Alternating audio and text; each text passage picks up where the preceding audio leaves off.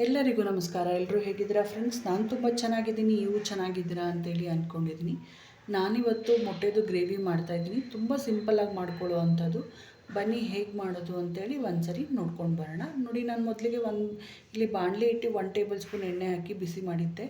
ಅದಕ್ಕೇ ಚಿಕ್ಕದಾಗಿರುವಂಥ 2 ಈರುಳ್ಳಿನ ಉದ್ದ ಕಟ್ ಮಾಡಿಟ್ಟಿದ್ದೆ. ಅದು ಮತ್ತು 1.5 ಇಂಚಷ್ಟು ಶುಂಠಿ ಮತ್ತು ಒಂದು 6ರಿಂದ 7 ಎಸಳು ಬೆಳ್ಳುಳ್ಳಿ ಮತ್ತು 3 ಹಸಿಮೆಣ್ಸಿನ್ಕಾಯಿ ಹಾಕ್ಕೊತಾ ಇದ್ದೀನಿ ಇಲ್ಲಿ ಖಾರಕ್ಕೆ ಅಂತೇಳಿ. ನಾನಿಲ್ಲಿ ಖಾರದ ಪುಡಿನೂ ಬಳಸೋದು, ಸ್ವಲ್ಪ ಕಡಿಮೆ ಖಾರನೂ ಹಸಿಮೆಣ್ಸಿನ್ಕಾಯಿನೂ ಬಳಸ್ತಾ ಇದ್ದೀನಿ ಎರಡೂ. ಹಾಗಾಗಿ ಖಾರ ನೋಡಿಕೊಂಡು ನೀವು ಬಳಸ್ಕೋಬೇಕಾಗತ್ತೆ. ಸೊ ಇದನ್ನೆಲ್ಲ ಹಾಕಿ ನಾವು ಇಲ್ಲಿ ಹುರ್ಕೋಬೇಕಾಗತ್ತೆ. ಆದಷ್ಟು ಹುರಿದು ಮಾಡೋದ್ರಿಂದ ಗ್ರೇವಿಗಳೆಲ್ಲವೂ ಚೆನ್ನಾಗಿರುತ್ತೆ. ನೋಡಿ, ಈ ರೀತಿ ಸಾಫ್ಟ್ ಆಗಬೇಕು. ಇದು ಒಂದು ಹದಕ್ಕೆ ಸಾಫ್ಟಾಗಿ ಬೆಂದಿದೆ ಅಂತೇಳಿ ನಮಗೆ ಗೊತ್ತಾಗುತ್ತಲ್ಲ, ಆ ಟೈಮಲ್ಲಿ ನಾವು ಇದಕ್ಕೆ 1 ಹಿಡಿಯಷ್ಟು ಕೊತ್ತಂಬರಿ ಸೊಪ್ಪು, 1 ಹಿಡಿಯಷ್ಟು ಪುದೀನ ಎಲೆಗಳನ್ನ ಬಿಡಿಸಿಟ್ಕೊಂಡಿದ್ದೆ, ಕಡ್ಡಿಗಳೆಲ್ಲ, ಬರೀ ಎಲೆಗಳು, ಅದನ್ನು ಸೇರಿಸ್ಕೊತಾ ಇದ್ದೀನಿ. ಒಂದೇ ಒಂದು ಚಿಕ್ಕ ಟೊಮೆಟೊನ ಕಟ್ ಮಾಡಿಟ್ಟಿದ್ದೆ, ಅದು ಕೂಡ ಇದ್ರ ಜೊತೆಯಲ್ಲೇ ಸೇರಿಸ್ಕೊತಾ ಇದ್ದೀನಿ. ಹಾಗೆ ಇದಕ್ಕೆ ಗೋಡಂಬಿ ಕೂಡ ನಾನು ಒಂದು 6ರಿಂದ 7 ಪೀಸಸ್ಗಳು ಕೂಡ ಹಾಕಿದ್ದೀನಿ. ಅದನ್ನು ಕೂಡ ಎಲ್ಲ ಸೇರಿಸಿ ಒಟ್ಟಿಗೆ ನಾವು ಹುರ್ಕೊಳ್ಳೋ ಅಂಥದ್ದು. ಇಲ್ಲಿ ನಾವು ಮೊದಲೇ ಈರುಳ್ಳಿ ಹಾಕಿರೋದ್ರಿಂದ ಟೊಮೆಟೊ ಕೊನೆಯಲ್ಲಿ ಹಾಕಿದ್ದೀವಿ.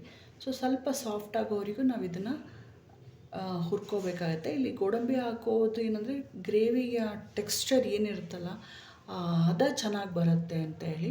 ನೋಡಿ, ಇದಾಗಿದೆ ಸಾಕು. ಈಗ ತಣ್ಣಗಾಗೋಕ್ಕೆ ಬಿಟ್ಬಿಡ್ತೀನಿ. ನೋಡಿ, ಇದು ತಣ್ಣಗಾದ್ಮೇಲೆ ಜಾರ್ಗೆ ಹಾಕಿ ರೆಡಿ ಮಾಡಿಟ್ಟಿದ್ದೆ. ಅದಕ್ಕೆ ಒಂದು 1/4 ಲೋಟ ಅಷ್ಟು ನೀರು ಹಾಕ್ಕೊತಾ ಇದ್ದೀನಿ.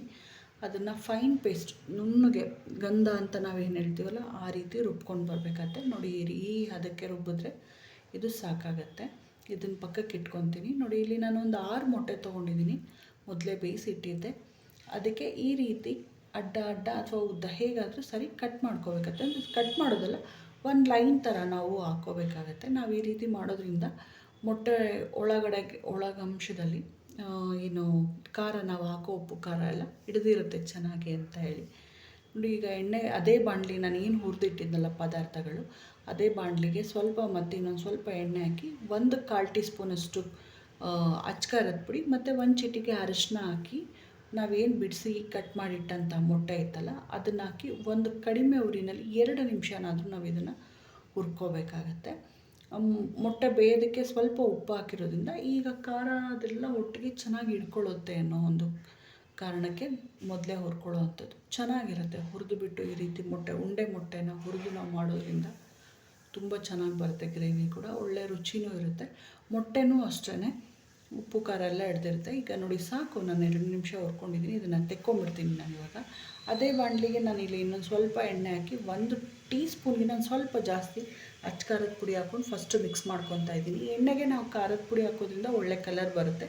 ಹಾಗಾಗಿ ಈಗ ರುಬ್ಬಿರೋ ಅಂಥ ಪೇಸ್ಟ್ ಏನಿತ್ತಲ್ಲ ಮಸಾಲೆ, ಅದನ್ನು ಇದ್ರ ಜೊತೆಯಲ್ಲೇ ಸೇರಿಸ್ಕೊಂಡು ಅದೇ ಜಾರಿಗೆ ಸ್ವಲ್ಪ ನೀರು ಸೇರಿಸಿ ಅದನ್ನು ಕೂಡ ಇಲ್ಲಿ ಸೇರಿಸಿ ಇಟ್ಕೊತಾ ಇದ್ದೀನಿ. ಈಗ ಇದನ್ನು ಮಿಕ್ಸ್ ಮಾಡ್ಕೊಂಬೇಡೋಣ, ಒಳ್ಳೆ ಕಲರ್ ಬರುತ್ತೆ. ಖಾರದ ಪುಡಿನ ನಾವು ಮೊದಲೇ ಎಣ್ಣೆಗೆ ಹಾಕೋದ್ರಿಂದ. ನೋಡಿ, ಈ ಗ್ರೇವಿನ ನಾವು ಅನ್ನಕ್ಕೆ, ಚಪಾತಿಗೆ, ಮುದ್ದೆಗೆ, ರೋಟಿ, ಪರೋಟ, ಚಪಾತಿ ಎಲ್ಲದಕ್ಕೂ ಚೆನ್ನಾಗಿ ಹೊಂದುತ್ತೆ. ನಾನು ಈ ರೀತಿ ಏನು ತೊಗೊಂಡ್ರು ತುಂಬ ಚೆನ್ನಾಗಿರುತ್ತೆ. ಅನ್ನಕ್ಕೆ, ಮುದ್ದೆಗಂತೂ ಇನ್ನೂ ತುಂಬಾ ಚೆನ್ನಾಗಿ ಅನಿಸುತ್ತೆ. ರುಚಿ ಮಾತ್ರ ಇದು. ನೋಡಿ, ಇವಾಗ ಎಲ್ಲ ಮಿಕ್ಸ್ ಮಾಡಿದ್ದಾಗಿದೆ. ಯಾಕೆಂದರೆ ಎಣ್ಣೆಗೆ ಮೊದಲೇ ಹಾಕಿದ್ವಲ್ಲ ಖಾರದ ಪುಡಿ, ಅದೆಲ್ಲ ಹೊಂದಲಿ ಅಂತೇಳಿ ಹಾಕಿದ್ದಿದ್ದು. ಇವಾಗ ಇದಕ್ಕೆ 1 ಟೀ ಸ್ಪೂನಷ್ಟು ನಾನು ಧನಿಯಾ ಪೌಡರ್ ಕೂಡ ಸೇರಿಸ್ಕೊತಾ ಇದ್ದೀನಿ. ನಾನಿವತ್ತು ಮಾಡ್ತಾ ಇರೋದು 4 ಜನಕ್ಕಾಗುವಷ್ಟು ಗ್ರೇವಿ ಮಾಡ್ಕೊತಾ ಇದ್ದೀನಿ. ನೋಡಿ, ಇವಾಗ ಧನಿಯಾ ಪೌಡರ್ ಹಾಕಿದ್ದಾದಮೇಲೆ ಒಂದು 2 ನಿಮಿಷನಾದರೂ ನಾವು ಇದನ್ನ ಬಿಡಬೇಕಾಗತ್ತೆ. ಖಾರದ ಪುಡಿ, ಧನಿಯಾ ಪುಡಿ, ಅದು ಫ್ಲೇವರ್ ಏನಿರುತ್ತಲ್ಲ ಅದು ಗ್ರೇವಿನಲ್ಲಿ ಬಿಟ್ಕೊಳ್ಳೋ ಥರ. ಹಾಗಾಗಿ ನಾವು ಒಂದು 2 ನಿಮಿಷನಾದರೂ ಇದನ್ನು ಬಿಡಬೇಕಾಗತ್ತೆ. ನೋಡಿ, ಈ ಟೈಮಲ್ಲಿ ಅದು ಒಂದು ಕುದಿ ಬರೋ ಸಮಯಕ್ಕೆ ನಾನಿಲ್ಲಿ ಉಪ್ಪು ಸೇರಿಸ್ಕೊತಾ ಇದ್ದೀನಿ. ಮೊದಲೇ ನಾನೆಲ್ಲೂ ಉಪ್ಪು ಹಾಕಿರಲಿಲ್ಲ, ಇವಾಗಲೇ ಹಾಕ್ಕೊತಾ ಇರೋದು. ಇದ್ರ ಜೊತೆಲೇ ನಾವು ಮೊಟ್ಟೆ ಏನು ರೆಡಿ ಮಾಡಿಟ್ಟಿದ್ವಲ್ಲ ಆ ಮೊಟ್ಟೆ ಕೂಡ ನಾನು ಇದ್ರ ಜೊತೆಯಲ್ಲೇ ಸೇರಿಸ್ಕೊತಾ ಇರೋವಂಥದ್ದು. ನೋಡಿ, ಇವಾಗ ಮೊಟ್ಟೆನೂ ಸೇರಿಸಿದ್ದೀನಿ. ಒಂದು ಸರಿ ನಿಧಾನಕ್ಕೆ ನಾವು ಇದನ್ನು ಮಿಕ್ಸ್ ಮಾಡ್ಕೊಂಬೇಡ. ಉಪ್ಪು ಮತ್ತು ಮೊಟ್ಟೆ ಹಾಕಿರೋದ್ರಿಂದ ಗ್ರೇವಿ ಜೊತೆಯಲ್ಲಿ ಮೇಲೆ ಕೆಳಗಡೆ ಮಾಡಿದ್ರೆ ತಳಭಾಗದಲ್ಲಿ ಕೂತಿರೋವಂಥ ಉಪ್ಪು ಕೂಡ ಎಲ್ಲ ಸರಿಯಾಗಿ ಹೊಂದುತ್ತೆ. ಹಾಗಾಗಿ